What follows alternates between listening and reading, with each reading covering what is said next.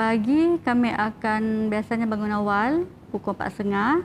And then time sekolah kami akan sedia makanan untuk anak. Lepas settle lepas subuh.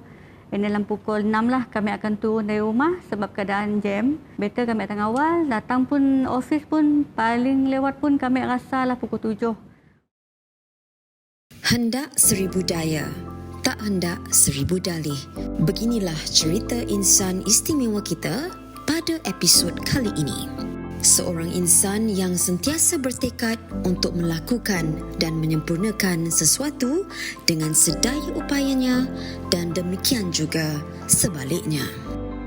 Kerjaya yang diceburi tidak menjadi penghalang padanya untuk menunaikan tanggungjawab sebagai seorang anak dan ibu.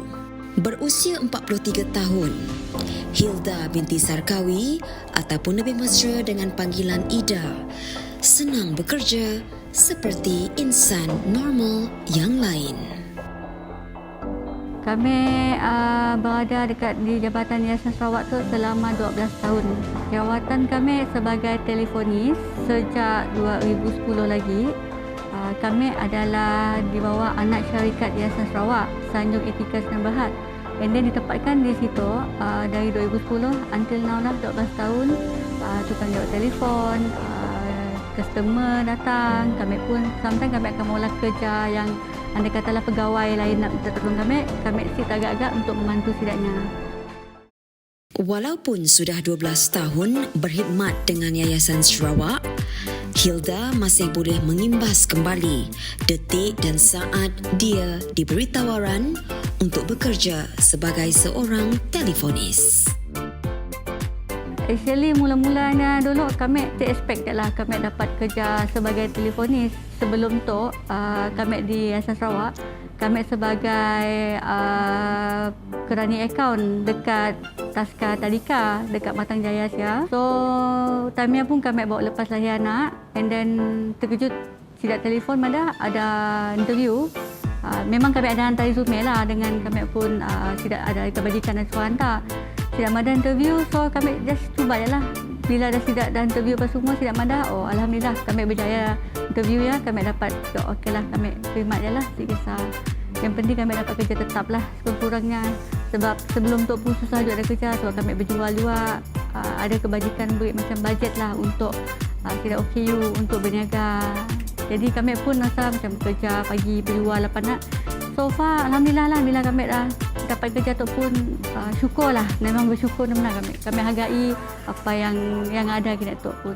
Si pernah nak ngomong kekurangan fizikal kami adalah sebelah kaki, sebelah kanan. Yang saya dah tapak kaki. Memang kami lahirkan dari kecil, memang dah macam tu. And then kami pakai kaki palsu tu pun since umur 3 tahun. And then kami nang si pernah buka kaki tu memang bergantung pada kaki tu. Mungkin ada kaki tu memang susah lah kami nak jalan. Sebabnya si stabil. Sebabnya saya dah tapak kaki, ni just masukkan aja. Kaki palsu sampai tengah tu lah. Macam ni lah. Jadi mungkin kaki tu, memangnya kaki tu diguna tu pun dalam mungkin ambil masa 3-4 tahun lah. Ni akan patah. And then tu pun dah si berapa bagus, ni dah rosak.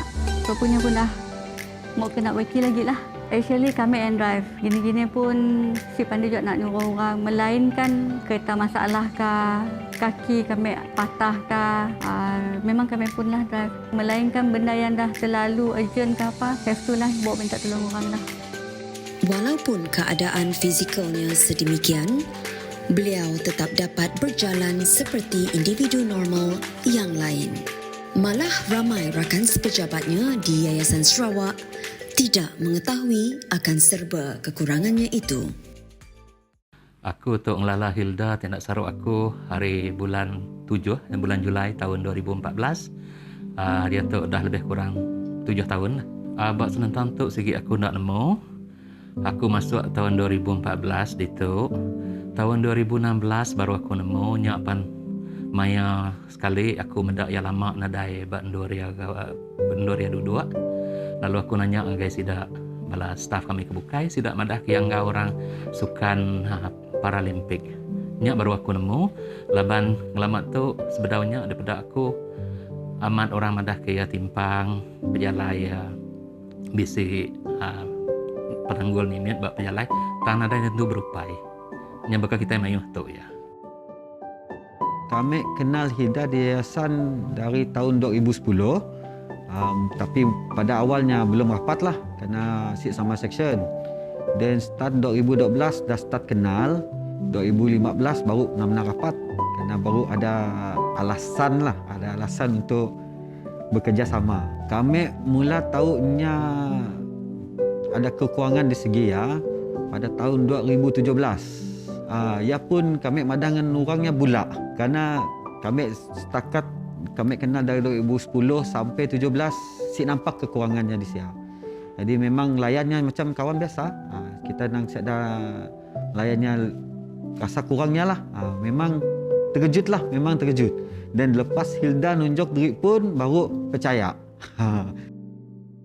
Walaupun kudrat dimiliki tidak setanding insan normal, ia tidak menghalang Hilda untuk terus berusaha. Dengan sikapnya yang positif, memudahkan orang ramai untuk berurusan dengannya. Jadi Siti utai ke patut dia belajar ke kita belamayu hari Hilda. Amat ia tu dalam kategori orang kurang upaya. Tang daripada aku, daripada kami buka ibu office tu, ia ke udah lama tu ia nadai kala ngayan ke dirinya kurang dibanding kita bukai. Selain harinya kita ada dari segi semangat ya kak gawa. Ia segi endang beka bala kita mayuh tu. Nadai penglimpang, nadai penanggul, nama ya nurun kerja, nama ya gawa tak ka maya ya nyawat telefon, nya labannya tugas ya jadi operator kami itu. Selain harinya aku merhati ke ia segi orang ke namanya dalamnya ku orang putih tahu pada kita very independent. Nya salah Siti riutai ke kita mendak ya dibanding bala bukai. Nadai jauh beda. Hari kita ke penghidup kita ke normal people maka ke dia tahu.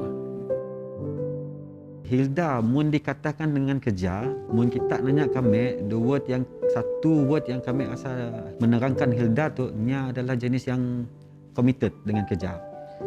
Kita start kerja pukul 8, nya pukul 7 dah sampai dulu. Karena selalunya pukul 7 nya akan mesej, akan nanya pintu lah, selalunya akan nanya kami lah. Tapi mun dari segi attitude-nya, nya memang jenis yang susah kita nak nanggap mukanya si senyum. Memang selalu senyum. Nya jenis ramah, even kawan lelaki kah perempuan kah, any age, senang untuk approach-nya. Even sidak minta madah, sidak office boy dari luar yang hantar surat, sidak pos laju kah, hantar surat tu, nya lebih kalau datang memang akan bertegur macam kawan dah lama kenal. Memang macam ya.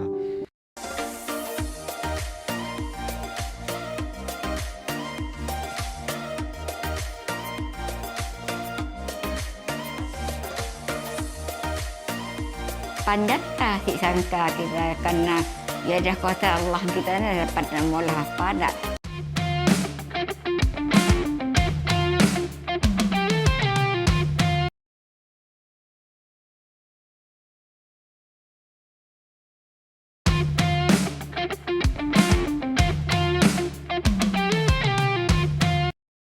Mengimbau kembali zaman muda, anak bongsu dari 5 adik-beradik ini tidak pernah bersekolah di sekolah khas untuk golongan OKU.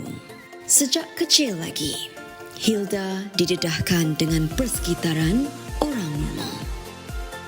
Sekolah rendah St. Mary's and then sambung Form 5 pun di St. Mary's. Lepas kami di Kedai Lima, kami ada nyambung belajar dekat Dolok College lah, IBMS. Kami ambil ticketing. Ya pun kami selalu minta teman ke arwah kakak. So, ni ikut kali lah belajar kami. Kami duduk sama kelas. Sebab time pun macam time belum masuk dalam dunia sukan. So, kami rasa takut nak. So, mesti mau teman kakak. So, kakak pun okey lah, siapa lah. Aku korban dia lah belajar dengan kau. Sama lah duduk kelas, apa semua. Tapi, sikit lama lah. Lepas tu kami macam part time job kerja anak. So, bila dah gaji okey semua, kami tu stop lah. Kadang-kadang orang pun fikir macam orang ingat kami kan OKU selalunya sekolah khas ke apa. Tapi arwah bapa kami dengan mak kami menyiasatkan dengan kami macam ni, nyuruh kami bergaul dengan orang normal. Tapi biasalah bila zaman sekolah dulu, seperti memang ada orang si tahu kami macam tu. Jadi kami di sekolah biasa aja. Teringat kembali zaman persekolahan, Hilda ternyata seorang yang sangat aktif dan mudah menyesuaikan diri dengan persekitarannya. Cemohan dan sindiran orang sekeliling adalah sesuatu yang lumrah dalam kehidupan Hilda dan ia sudah sebati pada dirinya. Rasa kesal tiada dalam kamus kehidupannya dan beliau bersyukur kekurangannya memberi kelebihan kepadanya. Kami ikut tidak macam aktiviti biasa. So far kaki kami pun tidak masalah katanya. Tapi memang kami dapat rasa lah bila orang nangga kami semacam adalah beberapa orang macam geng-geng lain nak nangga pernah ditanya perkataan sensitif kami dulu adalah cacat. Memang sensitif taklah mungkin dulu lah. Mula-mula kami accept dan bergaul dengan yang kurang upaya macam kami jual sukan. Dulu sensitif. Dengan lagu sikit ya untuk umpaya pun kami rasa terlalu sensitif. Memang akan rasa lirih yang mata kami. Mesti orang dah, nak kau cacat kah? Macam rasa macam hina kah aku tak? Boleh sih ada cara kakak ke apa ke masalah kaki ke. Duduk lah. Tapi now saya masih fikir pun macam orang nak ada apa kah? Cacat kah? Kaki besi kah? I don't care. Yang penting kami pun seperti manusia biasa juga. Meskipun mengalami kesukaran di awal peringkat kelahiran, ibu hebat kepada anak muda ini menyifatkan anaknya umpama permata yang bersinar. Panjatlah si sangka kita kerana ya dah kuasa Allah kita ni dapat mula apa nak terimalah segala-galanya.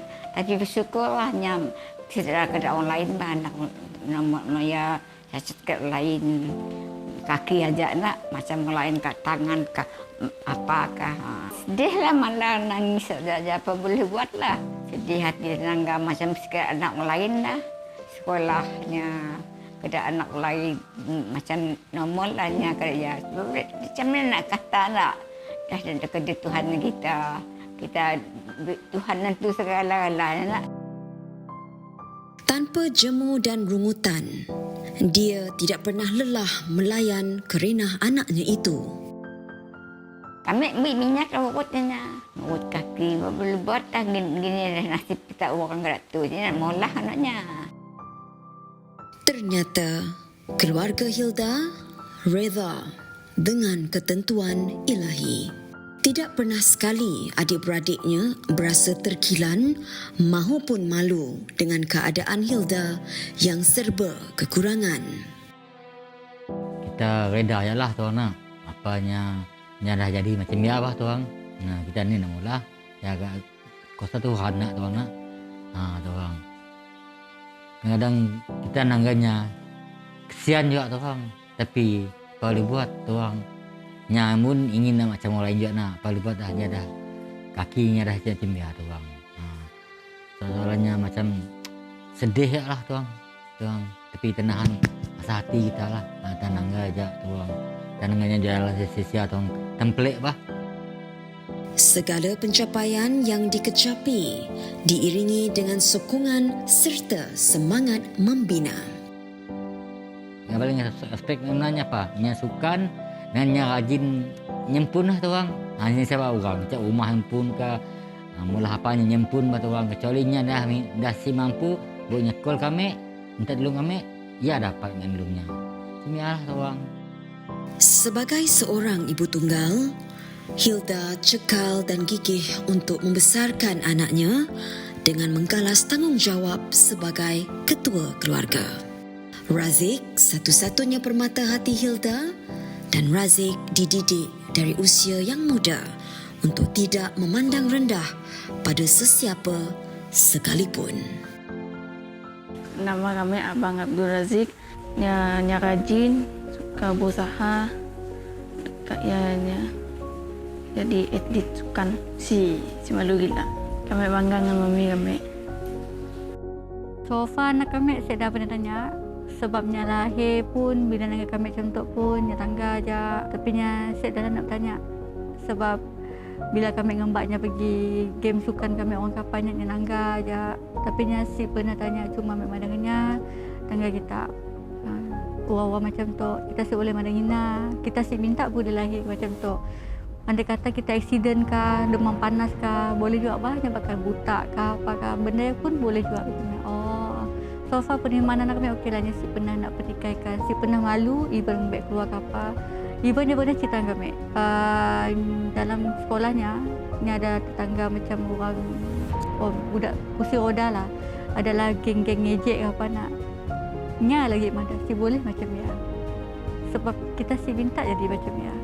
Dan yang balik sekolahnya cerita kami, Mami, ada kawan kami sama sekolahnya makin kursi roda, adalah orang ngejek apa semua. So nya adalah, alhamdulillah, syukur.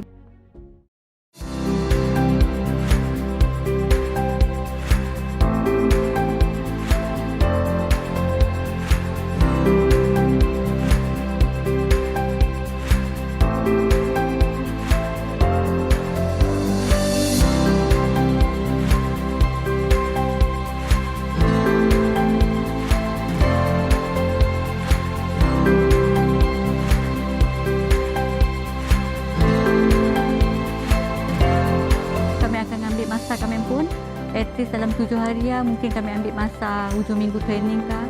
Mungkin kami sila tepat lah.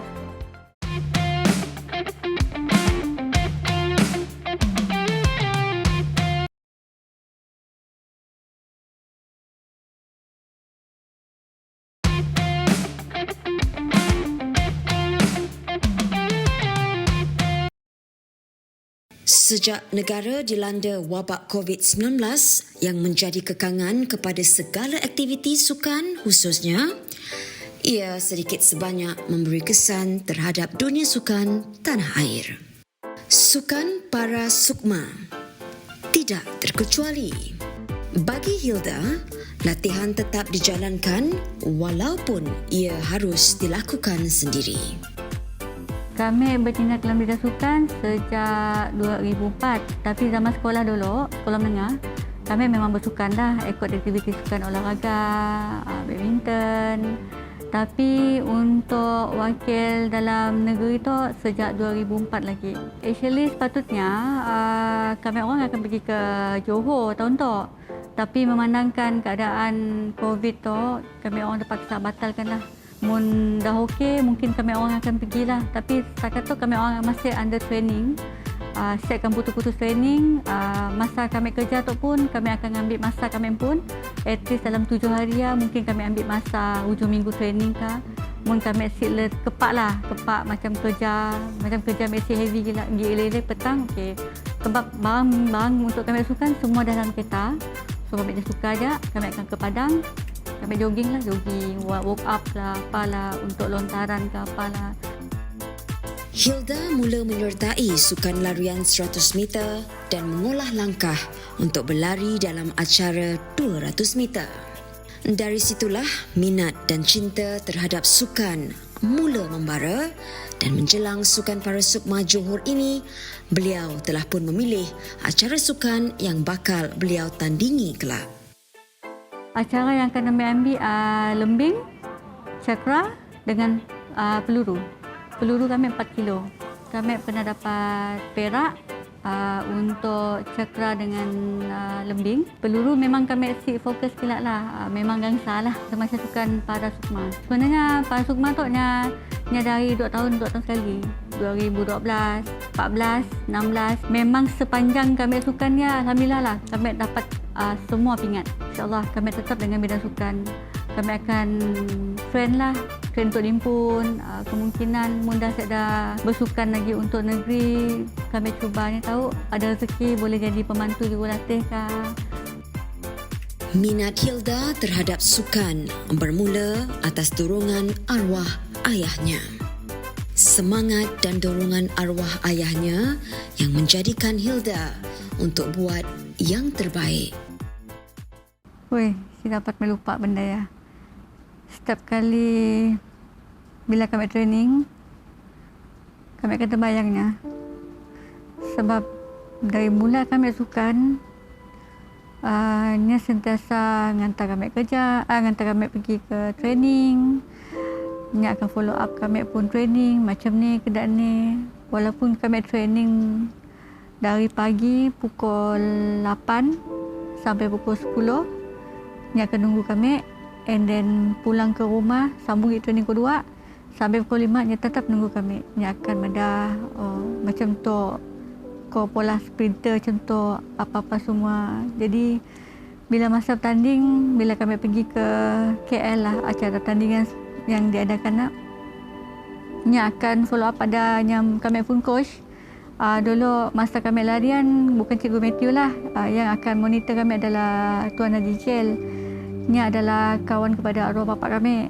So setiap kali kami macam bertanding, nya akan call, nya ada macam ni dengan Nida apa semua. So nya sentiasa lah follow up, nya hantar, and then nya balik.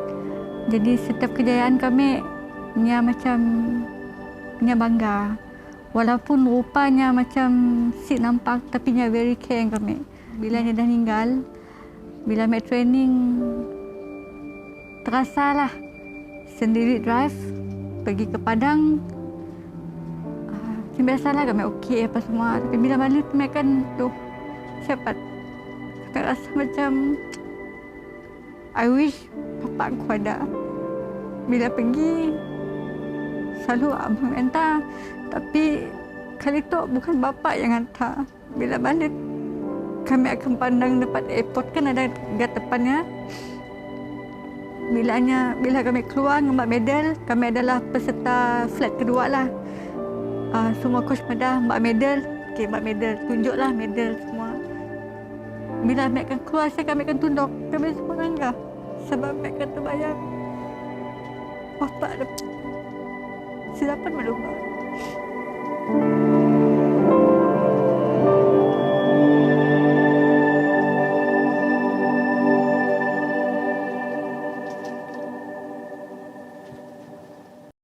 Demi meniti kejayaan, seseorang itu pastinya melalui pelbagai liku cabaran.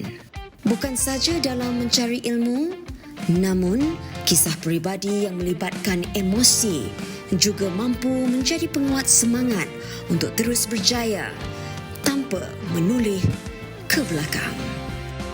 Harapan kami satu hari kelak kami berjaya, satu hari masa depan orang pandang kami macam ni, tidak ni. Jangan pandang sebelah mata. Jangan kerana OKU Tok Tek nyanangga lah OKU.